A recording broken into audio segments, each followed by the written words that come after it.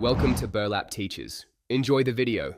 In this video, I will explain how to change your Dodge Caravan key battery. This simple DIY task can save you time and money. You will need just a few basic items to get started. Make sure you have a small flathead screwdriver and a fresh CR2032 3-volt coin cell battery.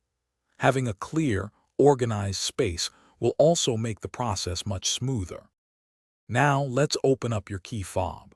First, slide out the metal ignition key and set it aside. Next, look for a small indentation or notch where the metal key usually resides.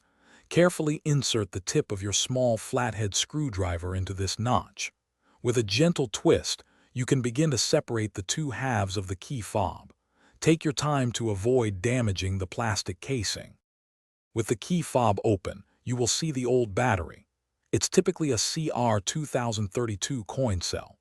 Gently pry it out using your fingernail or the small screwdriver, being careful not to damage the contacts.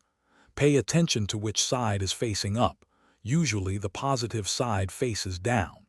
Now, insert your new CR2032 battery, ensuring the positive side is correctly oriented. It should click securely into place. Almost done.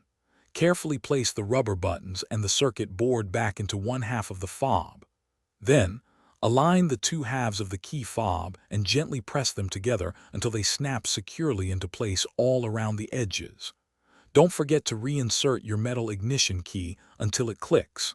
Finally, stand near your Dodge Caravan and test the lock and unlock buttons to ensure everything is working perfectly.